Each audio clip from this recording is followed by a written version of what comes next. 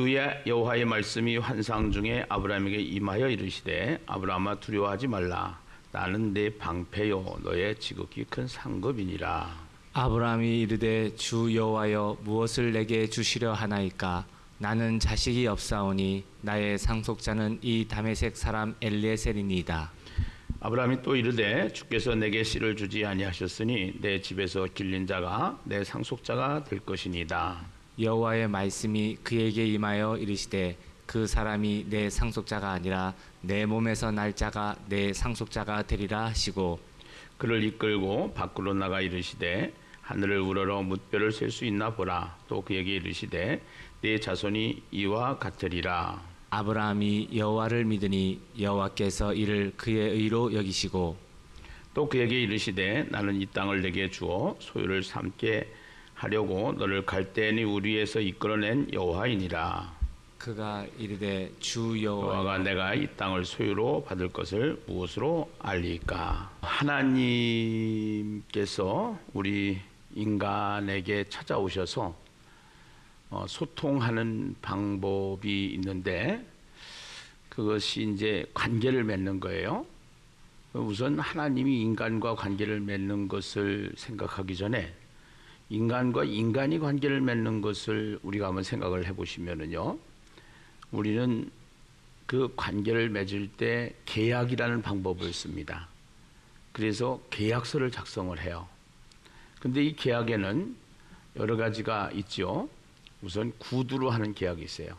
말로 하는 계약이 있어요. 예.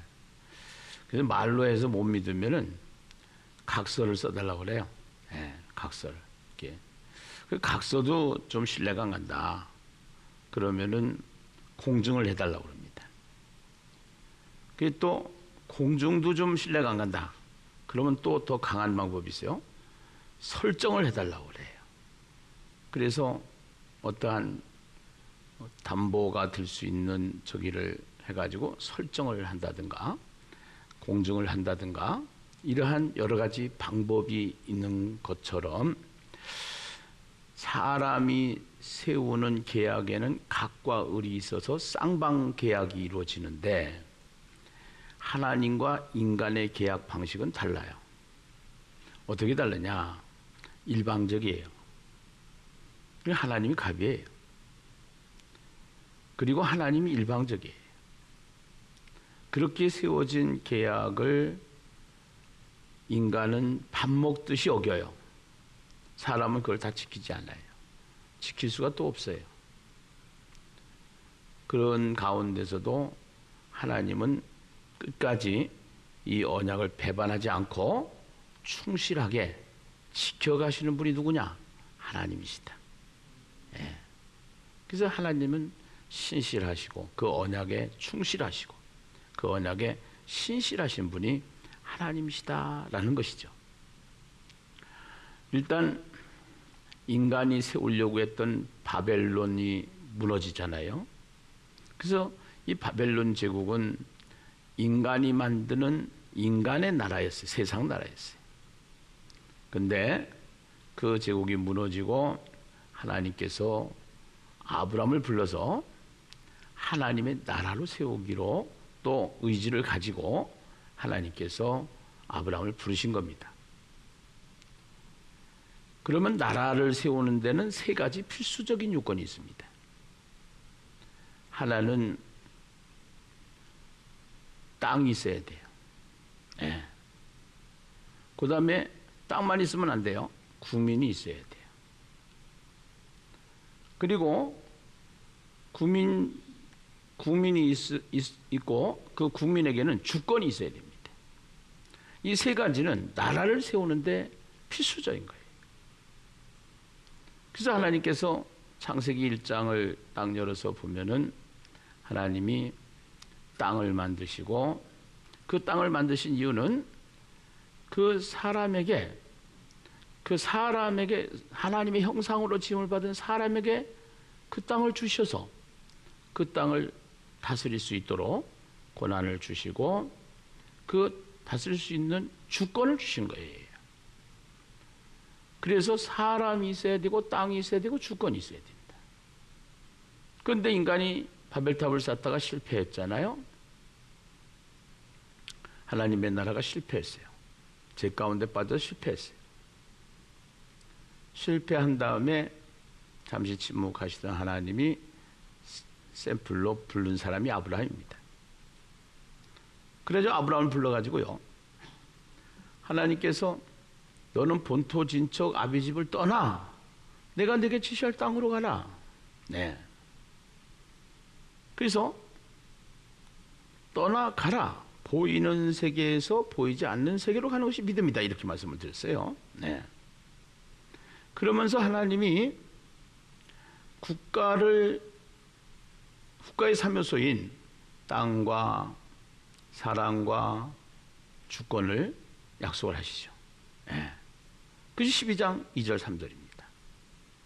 내가 너로 큰 민족을 이루고 내 이름을 창대하게 하리니 너는 복이 될지라. 그래서 하나님께서 아브라함을 불러서 구두로 약속을 하셔요. 구두로. 네. 그 구두로 약속을 하시는데 그 구두 약속을 믿고 말씀을 따라서 가나안으로 갔던 아브라함이 가보니까 기근이 있는 거라. 그래서 그 기근 때문에 다시 잘 살고 있는 애굽 땅으로 내려갔다가 큰 봉변을 당하게 되는 것이 아브라함의 생애를 지금 우리가 추적해 보는 겁니다. 예. 그래서 결국은요, 아브라함과 롯과에 생겼던 이야기, 그 롯의 가정이 또 전쟁 때문에 결국은 거기에 모든 재산을 빼앗기고 모든 가족들을 잃었고, 그때 318명을 데리고 와서 롯의 가정을 구원한 이야기, 그리고 멜기세덱에게 11조 한 이야기가 14장까지의 이야기라고 그러면은 15장에서는 다시 하나님께서 계약하시는 하나님께서 이제는 아브라함에게 믿음이 현찮은 것을 보시고 구두로 계약을 했던 하나님이 각서를 써주셔요.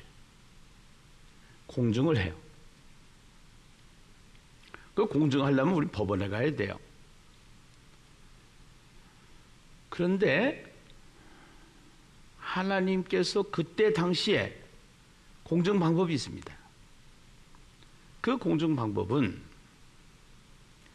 짐승을 잡아서 반으로 쫙 갈라요. 그리고 하나님이 거기를 왔다 갔다 하셔요. 아브라함 잠자고 있었어요. 그런데 잠자고 있는 아브라함과 그거를 계약을 하는데 아브라함 잠자고 있어도 하나님은 짐승을 갈라놓고 거기에 왔다 갔다 하시는데, 그 방법이 무슨 메시지냐? 만약에 내가 한 말을 어긴다고 하면은, 내가 한 말을 어긴다고 그러면 내가 이렇게 짐승이 갈라지듯이 우리가 갈라진다는 겁니다. 네. 죽는다는 겁니다. 네. 쉽게 해서. 그 이야기가 그 공증 방식으로 공증한 내용의 이야기가 15장이에요. 그래서 아브라함의 생애를 추적하는 데 있어서 창세기 12장, 창세기 15장, 또 이제는 22장 넘어가면은요, 이게 이제 굉장히 중요한 메시지의 스토리입니다. 자, 오늘 15장 1절 먼저 보시죠. 15장 1절이요. 함께 읽어요. 시작. 이후에 여호와의 말씀이 환상 중에 아브라함에게 임하여 이르시되, 아브라함아 두려워하지 말라. 나는 내 방패요 너의 지극히 큰 상급이니라.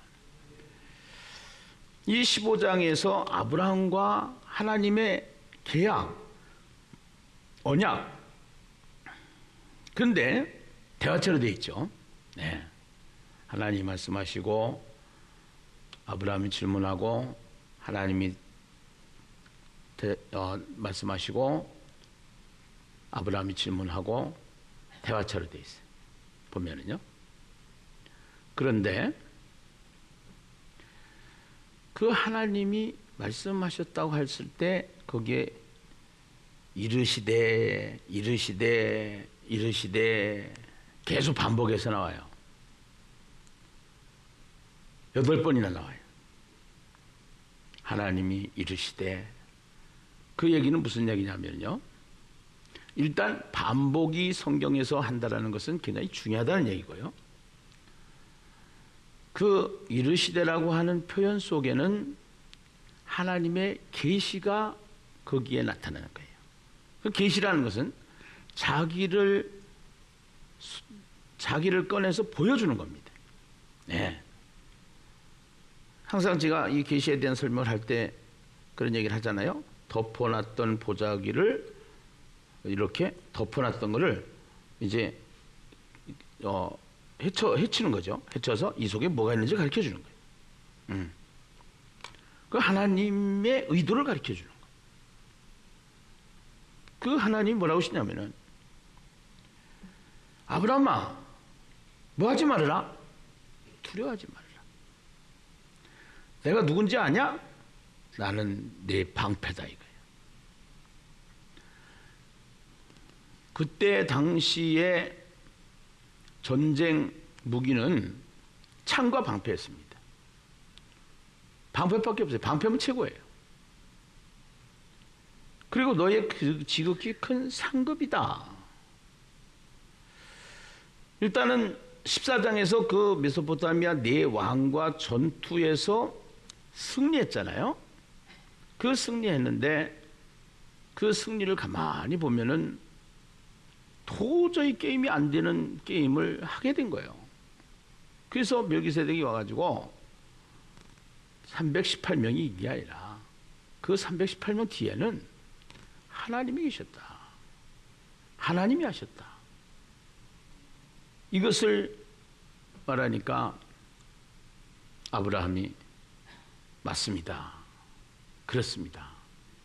동의하는 표현을 11조로 했단 말이에요. 그래서 이 방패라는 것은 이미 전투에서 승리한 모습을 기억시키는 거고요. 상급이라는 것은 포기한 노량물보다 약속한 땅에 대한 더 큰 상급이죠. 예. 아브라함은 이제 노량물들을 전쟁에서 이기고 저게 했을 때 그 물건들을 전부 다 전쟁에 이긴 사람이 갔는데 그걸 포기했을 때 하나님은 그보다 더 큰 약속의 땅을 이제 약속을 하시죠. 가나안 땅을 약속을 하시죠. 이게 우리에게는 이만한 상급을 우리에게 다 주셨죠.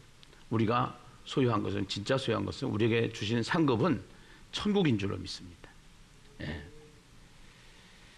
그래서 2절에 보니까요. 2절에 보니까 아브라함이 이제 이르되 주 여호와여. 여기 이제 그 용어가 좀 달라지는 것을 봐요. 아브라함의 신앙이 자랐어요. 여호와에서 주 여호와로 바뀌었어요. 여호와에서 주 여호와. 그 앞에 주가 있잖아요. 주가. 예. 그 14장에서 멜기세덱이 천지의 대주제시며 이런단 말이에요. 예. 그러니까 이 세상의 주인이 누구냐? 인생의 주인이 누구냐? 하나님이시다. 그 하나님이 사람의 모습으로 오신 분이 예수다. 그래서 주님, 주 여호와 이렇게 되는 거예요. 주 여호와여, 무엇을 내게 주시려 하나이까? 나는 자식이 없사오니 나의 상속자는 이 다메섹 사람 엘리에셀이다. 아브라함이 또 그에게 이르되 내가 내게 씨를 주지 아니하셨으니 내 집에서 길린 자가 내 상속자가 될 것입니다.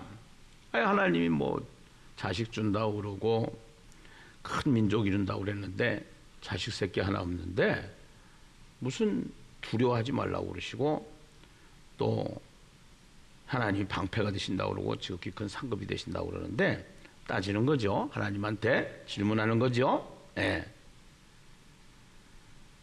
그때 하나님 말씀이 그에게 임하여 이르시되 4절이죠. 여호와의 말씀이 그에게 임하여 이르시되 그 사람이 내 상속자가 아니야. 내 몸에서 날 자가 내 상속자가 되리라. 내 몸에서 날 자가 있어. 그를 이끌고 나가서 이르시되 하늘을 우러러 뭇별을 셀 수 있나 보라. 또 그에게 이르되 내 자손이 이와 같으리라 이렇게 얘기합니다. 여기에 중요한 단어, 기억해야 될 단어, 표시해야 될 단어가 있어요. 자손이라는 단어예요. 자손. 그 자손이라는 단어는 우리는 그 단어가 복수로 생각을 하고 있는데요. 단수예요. 네. 그 자손은 단수예요. 그 단수면 누굴 말하냐? 그 아브라함을 통해서 누구를 주셔요? 예수 그리스도가 이 땅에 태어나시게 되죠. 예수 그리스도를 말하는 거예요.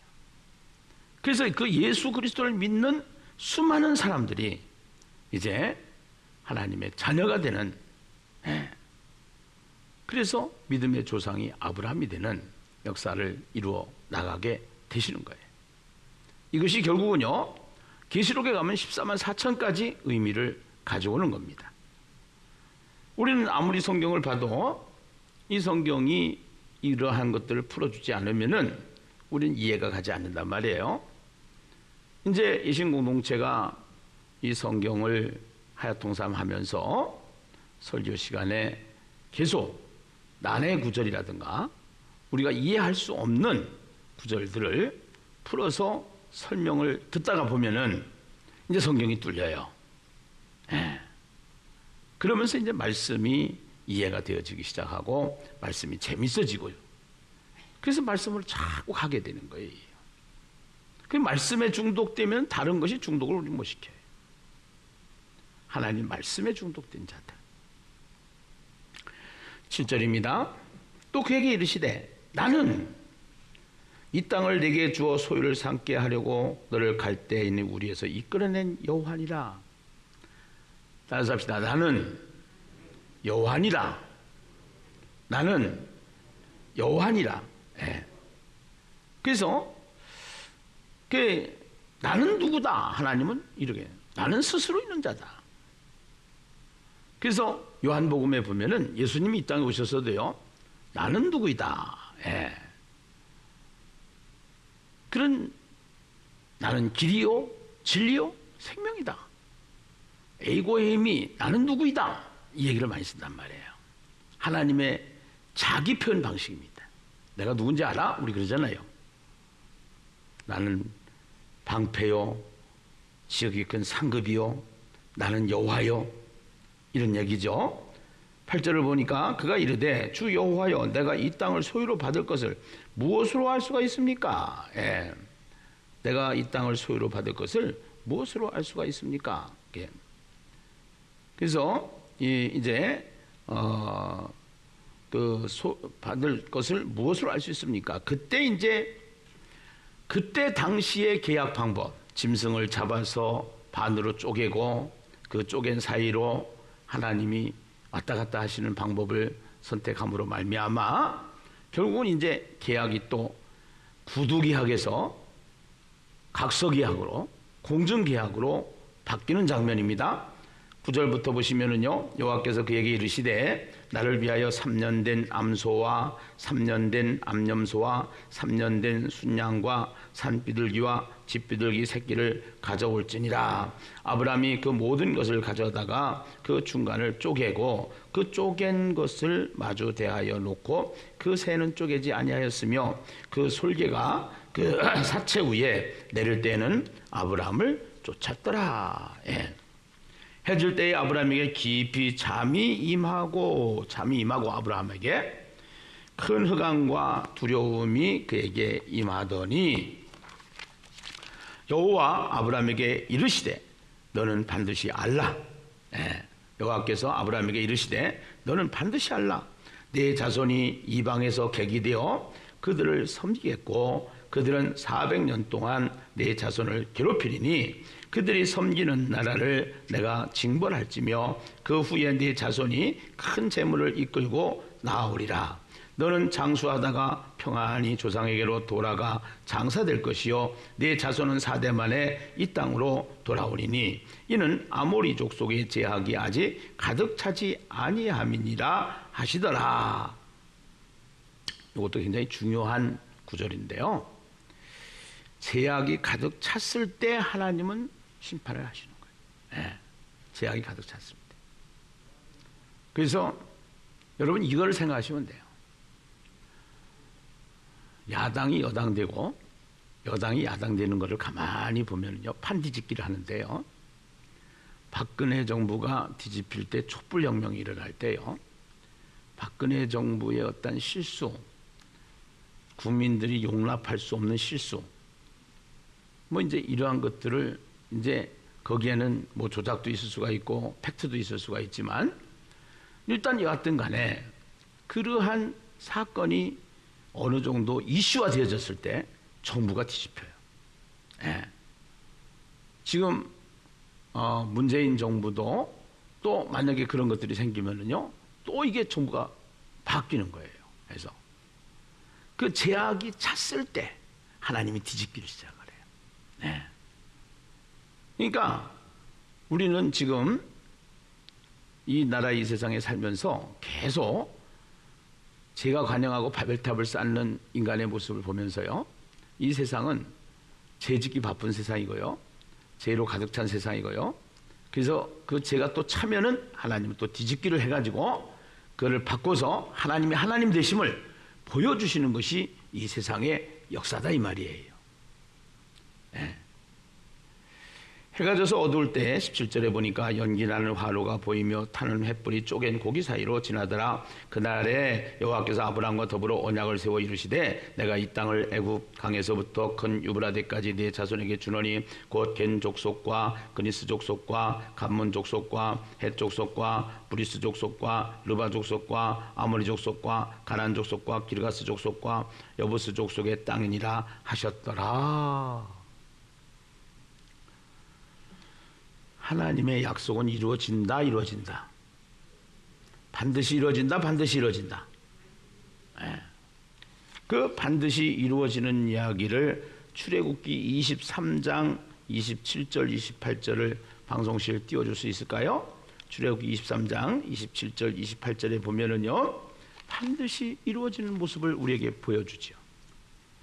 자, 같이 한번 읽어보실까요? 함께 읽어요. 시작. 내가 내 위엄을 내 앞서 보내어 내가 이를 곳에 모든 백성을 물리치고 내 모든 원수들이 내게 등을 돌려 도망하게 할 것이며 내가 왕벌을 네 앞에 보내리니 그 벌이 휘 족속과 가나안 족속과 헷 족속을 네 앞에서 쫓아내리라.